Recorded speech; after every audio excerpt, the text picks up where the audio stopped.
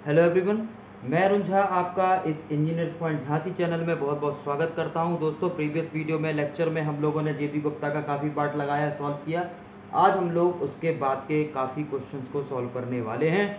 तो देखिएगा, जितने भी इम्पोर्टेंट क्वेश्चन हैं relevant to your chopper, semi converter, full bridge rectifier, full bridge converter, half bridge converter और सिंगल फेस अनकंट्रोल रेक्टिफायर, इन सभी जो बेसिक क्वेश्चन है वो हम यहाँ पे सॉल्व कर रहे हैं। तो दोस्तों आइएगा, मेरे साथ बने रहिएगा। हम लोग सारी चीज़ों को यहाँ पे कोशिश करेंगे कवर करने की, और कुछ पर्टिकुलर क्वेश्चन है जिनको हम यहाँ पे लाइन से कंटिन्यूस तरीके से लगाते जा रहे हैं। तो पहला क्वेश्चन आपके सामने विजिबल है। इस क्वेश्चन में क्या बोल रहा है? क्वेश्चन में बोल रहा है, एक आपको स्ट्रक्चर दिया है फुल ब्रिज रेक्टिफायर की तरह, और यहाँ पर एक डायोड लगा दिया गया है। It is called a free wheeling diode. दोस्तों इसको क्या बोलते हैं हम लोग? Free wheeling diode. इस फ्री व्हीलिंग डायोड को हम लोगों ने एलिमेंट, रेजिस्टिव एलिमेंट के पैरेलल लगा दिए गए। तो चलिए इस क्वेश्चन को अगर हम ध्यान से देखें तो आपको पता होना चाहिए, जब भी किसी कनेक्शन में फ्री व्हीलिंग डायोड लगता है तो फ्री व्हीलिंग डायोड का कॉन्सेप्ट कहता है it is only use to improve the power factor and the current. तो जो नॉर्मल वेवफॉर्म होती है, जब भी फ्री व्हीलिंग डायोड लग जाता है तो कोई भी वेवफॉर्म, जैसे फायरिंग एंगल जो होता है वो इस तरीके से अल्फा से होता है, और इस पॉइंट पर आपका जो है वोल्टेज शून्य होगा लेकिन करंट शून्य नहीं होता है। यानी कि आपका इस कंसेप्ट में नॉर्मली इस पॉइंट पर अगर ये पाई है तो इस पाई पर करंट मैक्सिमम होता है। उसके बाद इसको हमें कम करने के लिए, इसको डिक्रीज करने के लिए एक फ्री व्हीलिंग लगाना पड़ता है, जिस बीटा पॉइंट पर ये आपका नेगेटिव आता है ना, वोल्टेज आपका नेगेटिव आता है। तो इस तरीके से हमें ये क्या प्राप्त होता है? वोल्टेज, और ये क्या प्राप्त होता है? करंट प्राप्त होता है जब भी हम लोग फ्री व्हीलिंग डायोड लगाते हैं। अब क्या होगा? तो ये बिना फ्री व्हीलिंग डायोड के है, इंडक्टिव लोड या और भी लोड्स वगैरह के केसेस में क्या होता है। लेकिन जब यहाँ पे फ्री व्हीलिंग डायोड लगाते हैं तो फ्री व्हीलिंग डायोड में इसको ये शून्य नहीं होने देता। करंट की वैल्यू जो है वो आपकी वेवफॉर्म कुछ इस प्रकार से आपको प्राप्त होगी। कॉन्सेप्ट आप लोग बहुत ध्यान से समझेंगे इस तरीके से। और यहाँ पर ये भी शून्य नहीं होगा, ये इसी के बाद से आगे बीटा के बाद लगभग यहाँ पे अल्फा होगा, और फिर यहाँ पे आगे आके ऐसा ट्रिगर कर जाता है, नेक्स्ट साइकिल आपको यहाँ से प्राप्त हो जाती है। तो ये वाला जो पॉइंट होता है ये कहलाता है आगे पाई प्लस अल्फा आपका ये कहलाएगा। तो इससे आपको क्या पॉइंट मिलता है? इससे आपको ये मिलता है कि यहाँ पे आउटपुट वोल्टेज होगा वो ग्रेटर देन 0 होगा, ठीक है। और इससे क्या पॉइंट मिलता है कि यहाँ पर ये वेवफॉर्म इस तरीके की भी आ सकती है, और वेवफॉर्म ये यहाँ पे ऐसे भी जा सकती है, मतलब शून्य के पास भी निकट जा सकती है। इसका मतलब जो आई नॉट करंट है which is greater than equals to zero, तो आपको यहाँ पे दो कंडीशन प्राप्त होती है when the free wheeling diode is connected across the resistive element और एनी अदर एलिमेंट, ठीक है। तो आपको क्लियर हो गया, which of the following is correct? Option C. I hope आपको ये कॉन्सेप्ट अच्छे से क्लियर हो गया होगा। तो अगर हम नेक्स्ट क्वेश्चन की बात करें तो अब देखते हैं नेक्स्ट क्वेश्चन। तो नेक्स्ट क्वेश्चन एक आरएलई लोड का है। जैसे कि आपने पावर इलेक्ट्रॉनिक्स में पढ़ा था, कंट्रोल रेक्टिफायर में हम लोग रेजिस्टिव लोड की बात करते थे, इंडक्टिव की बात करते थे, आरएल लोड की बात करते थे, और लास्ट में पढ़ते थे आरएलई लोड।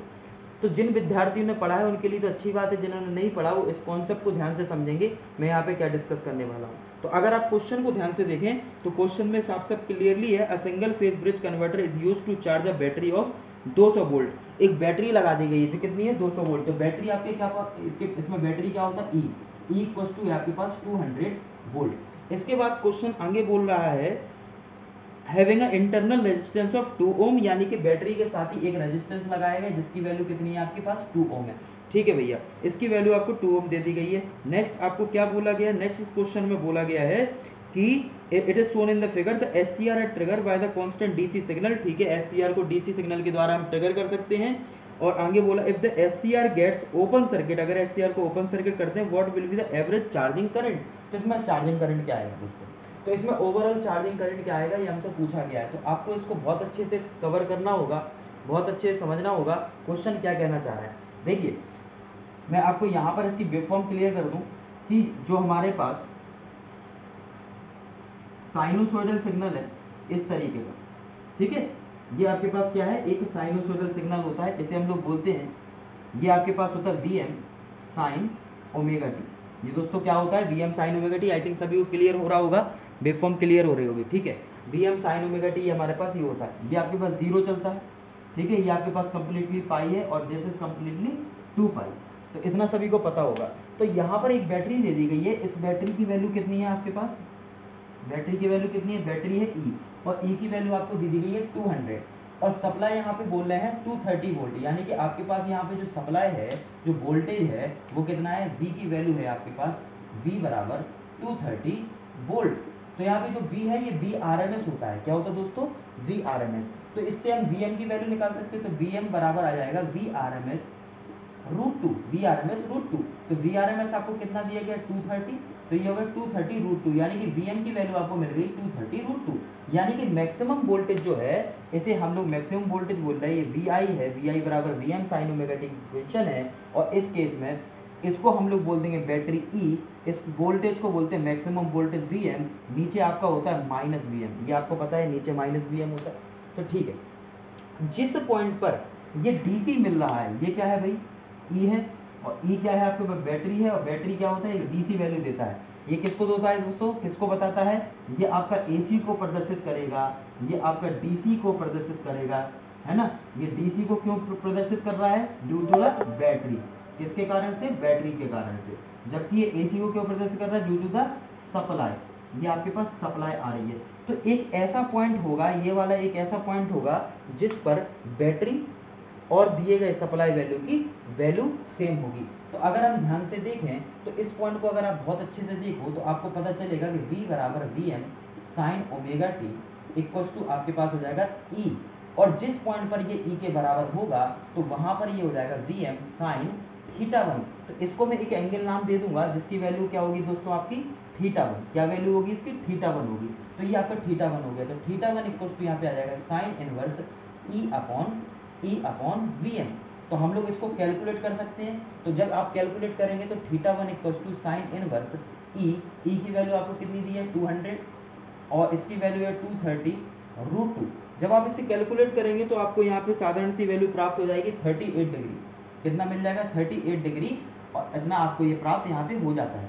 अगर इसे मैं रेडियन में कन्वर्ट करना चाहूँ तो दोस्तों मैं रेडियन में भी लिख सकता हूँ, तो theta 1 equals to 38 into pi by 180 degree, pi by 180, और थीटा 1 को अगर हम इसमें लिखेंगे तो आपके पास पॉइंट में वैल्यू मिलेगी, और ये मिलती है 0.66 रेडियन, 0.66 रेडियन। तो अभी इसकी हमें जरूरत पड़ेगी, इसीलिए मैं ये बार बार लिख रहा हूँ, इसीलिए मैं इसे लिख रहा हूँ। क्वेश्चन आपसे बोला है चार्जिंग करंट, तो चार्जिंग कब होगा, जब ये ऊपर होगा, यानी कि इस लेवल पे ये चार्जिंग करेगा, ये शो करता है चार्जिंग को, किसको शो करेगा, चार्जिंग को, ये चार्जिंग को शो करेगा, यानी कि थीटा 1 से लेके इस पॉइंट तक। तो इस पॉइंट को मैं नाम दे दूंगा थीटा 2, क्या नाम दे दूंगा दोस्तों, थीटा 2। इसको हम समझ लेंगे, तो यहाँ पे अपने पास हो गया, आपको पता है थीटा 1 प्लस थीटा 2 बराबर होता पाई, तो थीटा 2 इक्वल्स टू हो जाएगा आपके पास पाई माइनस थीटा 1, यानी कि थीटा 2 इक्वल्स टू हो जाएगा pi minus sign inverse E upon VM, E upon VM।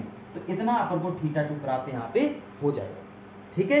चलिए, तो इसके बाद अगर मैं बात करूं आपसे, इस क्वेश्चन में हमें चार्जिंग करंट पूछी गई है, क्या पूछा गया दोस्तों, इसमें चार्जिंग करंट पूछी गई है। तो अपने पास फॉर्मूला क्या होता है, I चार्जिंग करंट बराबर VM अपॉन 2 पाई R।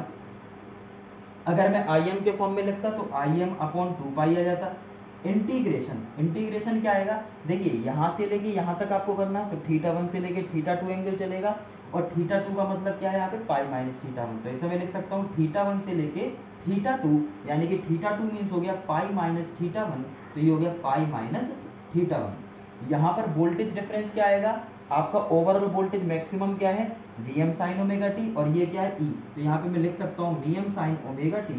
ध्यान से देखेंगे, जिन्होंने RLE का कॉन्सेप्ट पढ़ा हुआ है पावर इलेक्ट्रॉनिक्स में उनके लिए आसान है, जिन्होंने नहीं पढ़ा उनको थोड़ा सा कॉम्प्लिकेट लगेगा, बट ये केस अगर सीख लेंगे तो आप 101% क्वेश्चन अटेम्प्ट कर लेंगे पेपर में, और इससे क्वेश्चन पेपर में कई बार एग्जाम में पूछा गया है, तो आपको ये प्राप्त हो गई। अब यहाँ पे अगर हम लोग टोटल चार्जिंग करंट देखें, चार्जिंग बराबर ये हो जाएगा VM अपॉन 2 पाई R, VM अपॉन 2 पाई R।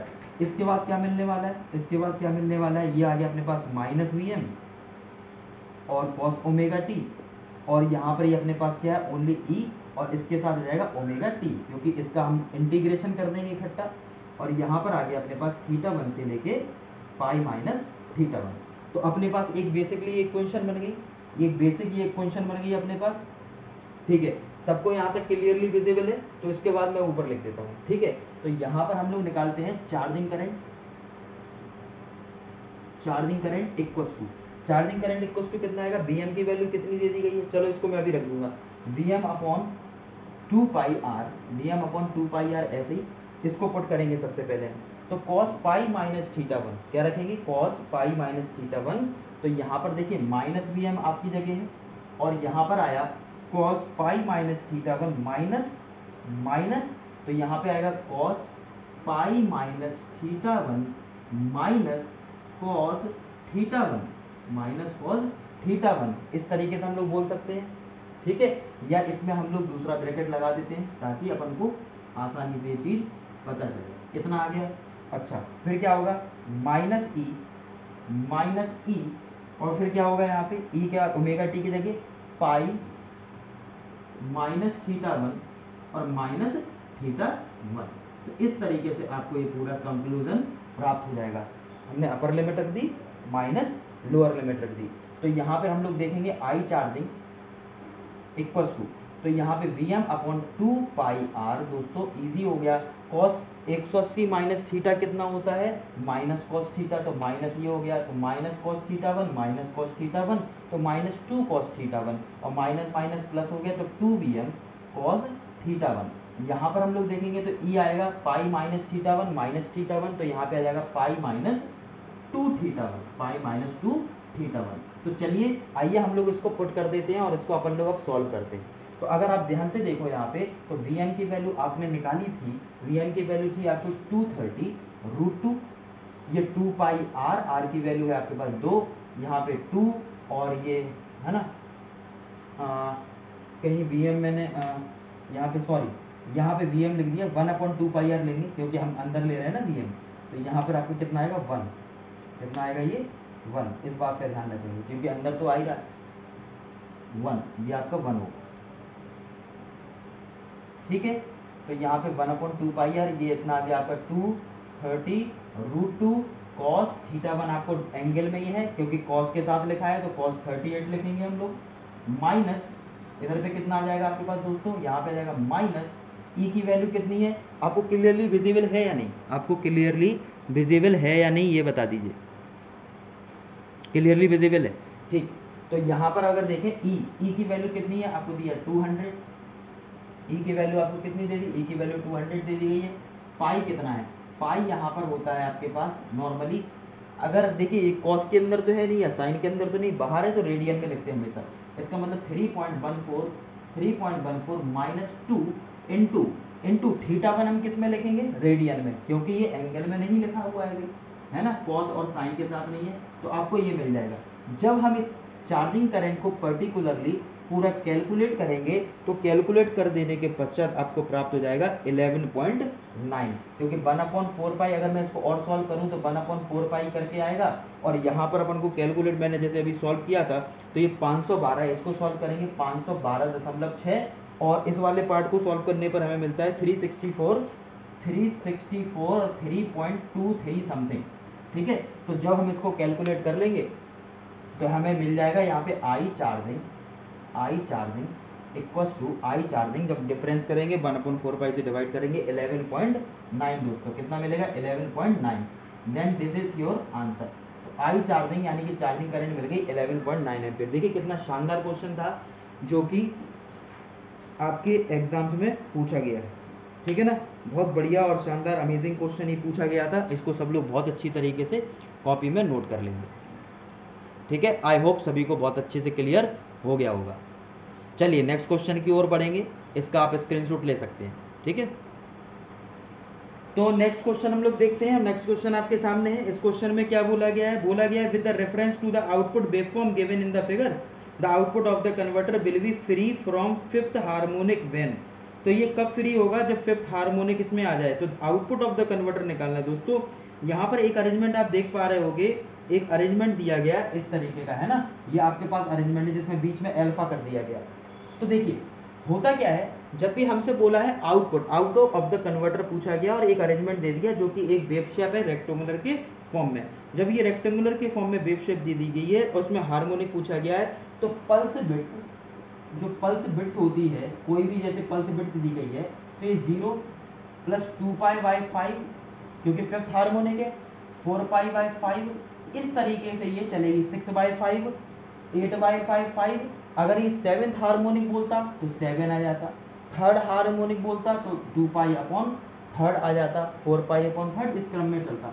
तो अगर आप ध्यान से देखें 0 × 2π/5, तो पाई मीन्स होता है आपका, अगर इसे कन्वर्ट करोगे आप 2π × 180/π, और ये आपके पास 5 दिया है, ये कैंसिल होगा, ये आपके पास कैंसिल हो जाएगा, कितना आ जाएगा, ये आप कितना आ जाएगा, 5 से काटोगे तो ये आएगा आपके पास 36, ठीक है, कितना आएगा, 36 आ जाएगा, ठीक है ना, क्लियर है। तो ये अपना इतना 36 आ जाएगा, 36 2 ज़ा 72, तो यहाँ पे 72 मिल गया। इसी के बाद हम अगर आगे देखेंगे तो आपको 2 टाइम्स ही हो जाएगा, यानी कि 144 आ जाएगा। तो इस तरीके से यानी कि 0, 72, 144 इस क्रम में हमको मिल जाएगा। तो ऑप्शन आप चेक कर सकते हैं क्या आंसर होगा। तो जो भी हमें इसमें मिल रहा है वो हम इसमें लगा देंगे, that means 72 answer is will be correct. तो 72 आपको बिल्कुल करेक्ट हो जाएगा, ऑप्शन ए, ठीक है ना। तो आपको बस ये फॉर्मूला याद रखना जो मैंने यहाँ पे बताया, ठीक है। डिपेंड करता है इस कंडीशन पे, थर्ड हार्मोनिक हो, फिफ्थ हो, सेवेंथ हो, नाइन्थ हो, 11th तो कुछ भी अपॉन कर देंगे, and this is your existence of the formula, ठीक है। नेक्स्ट क्वेश्चन की बात करोगे तो नेक्स्ट क्वेश्चन आपके सामने है, the single phase 2 pulse converter feed a RL load, ठीक है, with insufficient smoothing but the conduction is continuous. तो कंडक्शन इसमें कंटिन्यूअस हो रहा है। If the resistance of the load is increased then, तो अगर लोड को बढ़ा दिया जाए तो क्या होगा। क्या कॉम्बिनेशन की बात कर रहा है, एक रेजिस्टर है, एक इंडक्टर है, ये एक लगा हुआ है, और इसमें जब थायरिस्टर लगा होगा तो ये कंटिन्यूसली वर्क कर रहा है। तो हमें पता है कंटिन्यूसली वर्क करता है। इसकी वेवफॉर्म कैसी बनती है, हम लोगों ने वेवफॉर्म देखी थी, वोल्टेज की वेवफॉर्म इस तरीके से ही बनती है। ये बीटा तक जाता है, ये आपके पास पाई होता है, ये आपके पास अल्फा एंगल पर ट्रिगर करता है, अल्फा एंगल पर ट्रिगर करता है। इसी के साथ ही साथ अगर करंट की वेवफॉर्म की बात करें तो करंट की वेवफॉर्म में इसमें क्या होता है, इस तरीके से ये पाई पर मैक्सिमम होता है और बीटा पर ये कैसा हो जाता है, बिल्कुल शून्य हो जाता है। तो ये पॉइंट होता है जिस पर ये आपका बिल्कुल शून्य हो जाता है, ये बीटा कहलाता है, ये आपका पाई कहलाता है, ठीक है। यहाँ पे कहीं अल्फा होता है अपना। तो इस तरीके से ये लगातार काम करता रहेगा, ये लगातार काम करता रहेगा। कौन, आरएल लोड, ठीक है। अब कह रहे हैं लोड की वैल्यू को अगर बढ़ा दिया जाए, तो अगर लोड की वैल्यू को बढ़ा दिया जाए तो ये the possibility of the discontinuous conduction due to the increase in ripple content. तो भैया रिपल बढ़ेंगे सबसे ज्यादा, और रिपल बढ़ेंगे तो इसमें क्या है, डिसकंटिन्यूटीज आती है। डिसकंटिन्यूटीज मीन्स ये हो गया कि इस प्रकार की हमें वेवफॉर्म मिलेगी, जरूरी नहीं है अगला ये बीटा पे ही करे, बीटा पे ही नहीं करे, बीटा के आगे पीछे भी हो सकता है, क्योंकि इट इज नॉट कंपलसरी कि फायरिंग अगर एक बार यहाँ पे होती है तो आगे भी इसी पॉइंट पर होती रहेगी, उस फायरिंग एंगल में भी वेरिएशन आएगा। That's why option D will be correct, है ना। तो हमें एक बेसिक से कॉन्सेप्ट क्लियर होना चाहिए, तब जाके हम इस टाइप के क्वेश्चंस को डील कर पाते। और इसमें लास्ट क्वेश्चन देखेंगे, बहुत ही शानदार और बहुत ही इंपॉर्टेंट और बहुत ही कंसेप्चुअल क्वेश्चन यहाँ पर है, बिल्कुल बेसिक लेवल का पूछी जो चीज गई है। हम लोग 2-3 चीजों की चर्चा करेंगे इसमें पूछा गया है क्वेश्चन में, इन अ 2 pulse bridge converter with a free wheeling diode the width of the diode current pulse is. तो कह रहे डायोड करंट पल्स की विड्थ क्या होगी, सिर्फ इतना सा पूछा गया है, डायोड करंट पल्स की विड्थ क्या होगी, ठीक है। तो क्वेश्चन समझ लो अच्छे से, ठीक है। The width of the diode current pulse is कितनी होगी, मतलब वही एंगल की बात आपसे कर दी गई है। तो हमें यहाँ पे वेवफॉर्म दे दी गई है, ठीक है। वेवफॉर्म किसकी दे दी गई है, क्वेश्चन बोला गया 2 पल्स ब्रिज कन्वर्टर। तो भैया 2 पल्स ब्रिज कन्वर्टर जो होता है, 2 पल्स ब्रिज कन्वर्टर जो होता है, इसको मैं थोड़ा सा क्लियरली आपको बना दूं, इसको रिमूव कर दे रहा हूँ, ठीक है, इस तरीके से।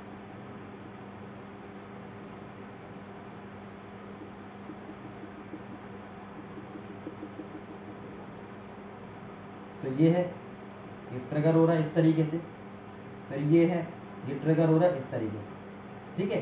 तो यहाँ पर ये कौन सा है, अल्फा एंगल, ये पाई प्लस अल्फा है, ये आपके पास कौन सा हो गया, ये आपका कंप्लीट पाई प्लस अल्फा से लेके ये 2 पाई, फिर ये आगे चलेगा इसी तरीके से, ये आगे चलेगा तो ये ट्रिगर करेगा किसी पॉइंट से इस तरीके से। तो ये कहाँ से स्टार्ट होगा, 2 पाई प्लस अल्फा से लेके, और कहाँ तक जाएगा, 3 पाई, फिर 3 पाई प्लस अल्फा से लेके 4 पाई, इस तरीके से कंटिन्यूटीज में बनी रहेगी। तो यहाँ पर जब हम लोग ये लगा रहे हैं तो ये किसके कारण से, ये थायरिस्टर के कारण से होता, ये थायरिस्टर के कारण से है, ये थायरिस्टर के कारण से। इसमें बोला है conduction angle due to the free wheeling diode और the due to the diode. तो जो डायोड है वो आपका फ्री व्हीलिंग की ही बात कर दी गई है। तो इसके बीच का जो गैप मिल रहा है ये किसके कारण से होगा? फ्री व्हीलिंग डायोड के कारण से, फ्री व्हीलिंग डायोड के कारण से। और ये पहले का क्या हो गया? किसके कारण से? फ्री व्हीलिंग डायोड के कारण से। तो आपको बता दूं, है ना, conduction angle due to thyristor, अगर थायरिस्टर की मैं बात कर रहा हूं, और दूसरी बात आती है conduction angle due to free wheeling diode. तो दो चीजें हैं भैया, एक थायरिस्टर हो गया, एक फ्री व्हीलिंग डायोड हो गया। एक थायरिस्टर हो गया, एक फ्री व्हीलिंग डायोड अपने पास हो गया। तो अगर हमसे पूछा गया तो हम लोग क्या करेंगे? तो देखिए, अगर थायरिस्टर पूछा है तो देखिए पाई माइनस अल्फा, जो कंप्लीटली साइकिल होती है 0 से लेकर 2 पाई तक होती है। कोई भी साइनोसोडल वेव अगर इसकी होगी तो साइनोसोडल तो इसी प्रकार से दी होती ना, ये आपको साइनोसोडल ऐसे, ये तो एक कंप्लीटली साइनोसोडल होती ना ऐसे, तो ये फुल वेव है तो आपको फुल वेव मिल गई। अब इसमें बोला है ड्यू टू द थायरिस्टर, तो अगर थायरिस्टर के लिए बोला है तो क्या होगा? पाई माइनस अल्फा, और क्या होगा? प्लस ये 2 pi minus pi plus alpha, यहाँ जो रेंज चल रही है। इसका मतलब पता क्या हुआ? इसका मतलब हुआ पाई माइनस अल्फा, ये भी आपके पास कितना रहा? पाई माइनस अल्फा, यानी क्या गया? 2 पाई माइनस 2 अल्फा, या हम बोल सकते हैं 2 ब्रैकेट में पाई माइनस अल्फा, 2 ब्रैकेट में पाई माइनस अल्फा। तो यानी कि इसका आ गया 2 पाई माइनस अल्फा। अब बात कर देते हैं फ्री व्हीलिंग डायोड की। किसकी दोस्तों बात करते हैं? अब बात करेंगे अपन लोग फ्री व्हीलिंग डायोड की। तो फ्री व्हीलिंग डायोड की बात करेंगे तो ये कितना है आपके पास फ्री व्हीलिंग डायोड के लिए? 0 से लेके अल्फा, यानी कि अल्फा माइनस 0, प्लस ये कितना है आपके पास? Pi plus alpha minus pi, एक ये आ गया डिफरेंस। तो कितना बना? ये अल्फा, पाई से पाई कैंसिल, ये भी अल्फा, दैट मीन्स 2 अल्फा। तो हम लोग अगर बात करते हैं conduction angle of to the free wheeling diode, कितना आता है? 2 अल्फा। 2 अल्फा आता है किसके लिए? किसके लिए आता है ये?